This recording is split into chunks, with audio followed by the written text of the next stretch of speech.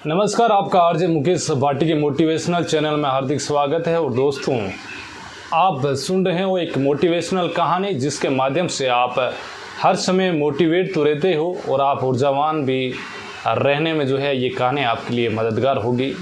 और ये कहानी आपको प्रेरित तो करती भी है और आपके जीवन से ये ताल्लुकात भी रखती है, क्योंकि हमारा मकसद रहता है कि कुछ अच्छी कहानियाँ लाएं जो आपके जीवन से जुड़ी हुई हो और आपके काम आए।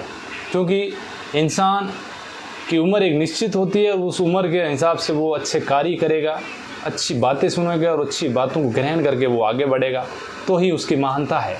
क्योंकि हम सबको इस धरती पर आए हैं तो एक दिन जाना ज़रूर है, लेकिन अमर तत्व कोई प्राप्त नहीं करता है। ज़रूर इन कहानियों से आप अपने आप को मोटिवेट तो रख ही सकते हो और अच्छा कुछ कर भी सकते हो।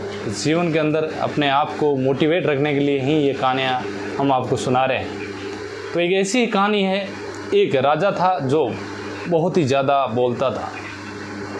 उसके बोलने की वजह से उसका मंत्री बड़ा दुखी था कि राजा जब चाहे अपनी वाणी से बहुत ज़्यादा बोलता है और राजा की वाणी से कई लोगों को जो निराशा भी हाथ लगती है। और प्रजा है वो जो राजा की ज़्यादा वाणी से वो परेशान भी है, क्योंकि राजा अपनी ज़्यादा बोलने की वजह से कभी कभार फैसले भी गलत कर देता है। इसलिए मंत्री को बड़ा दुख हो रहा था। मंत्री ने सोचा कि इस एक राजा की छोटी सी इस गलती है ज़्यादा बोलने की, और इस ज़्यादा बोलने की प्रवृत्ति को कैसे बुलाया जाए, इसके ऊपर कैसे विराम दिया जाए, राजा को समझाया जाए। इसी के लिए मंत्री लगातार प्रयास कर रहा था। अपने इस राजा को कैसे एक समय का इंतज़ार कर रहा था कि राजा को इस बात की एक सामने एक उदाहरण के ज़रिए इसको समझाया जाए, राजा जी को बताया जाए कि ज़्यादा बोलने से कितना नुकसान होता है।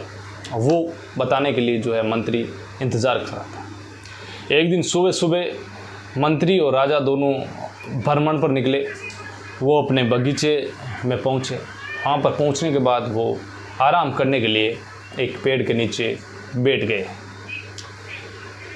वहाँ पर पेड़ के नीचे बैठे बैठे मंत्री और राजा बातें कर रहे थे।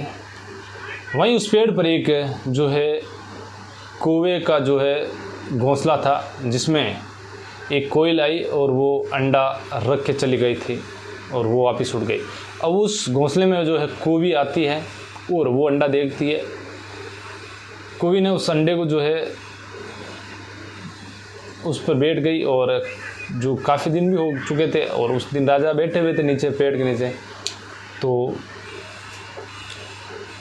कौवी ने उसको पाला, लेकिन अब जैसे जैसे थोड़ा सा बड़ा हुआ वो कोयल का बच्चा, तो एक दिन वो जब राजा जी बैठे हुए थे उसी दिन वो आवाज़ करने लगा। कोयल का बच्चा है जो बोलने लगा। कौवी को ऐसा महसूस हुआ कि ये अभी छोटा है और ये इतना बोल रहा है, तो बड़ा होगा तो कितना बोलेगा।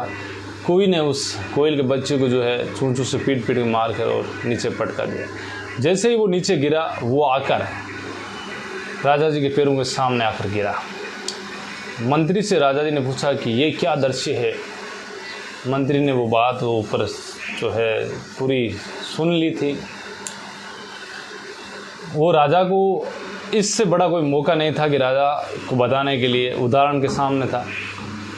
तो मंत्री ने कहा कि राजा जी, ये जो कोयल का बच्चा है ये इस कौवी के घोंसले में पनप रहा था, क्योंकि जो कोयल है वो घोंसला नहीं बनाती है, वो अपने बच्चे कौओं के बनाए हुए घोंसलों में ही जाकर देती है। तो ये भी एक बड़ी बात है।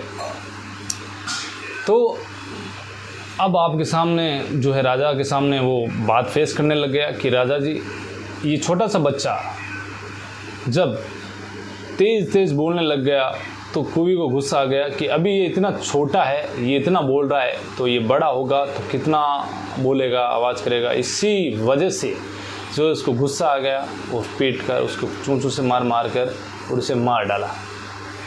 तो हमारे जीवन के अंदर भी यही होता है। ज़्यादा बोलने की वजह से पशु पक्षी या इंसान को कभी कभार बड़ी मुँह की खानी पड़ती है, क्योंकि तेज़ बोलने वाला और ज़्यादा बोलने वाला घटता ये कई पूर्वजों की पुरानी कहावतें भी हैं कि ज़्यादा बोलने से और ज़्यादा तोड़ने से इंसान हो या कुछ भी चीज़ तोल रहे हो वो घटती ज़रूर है।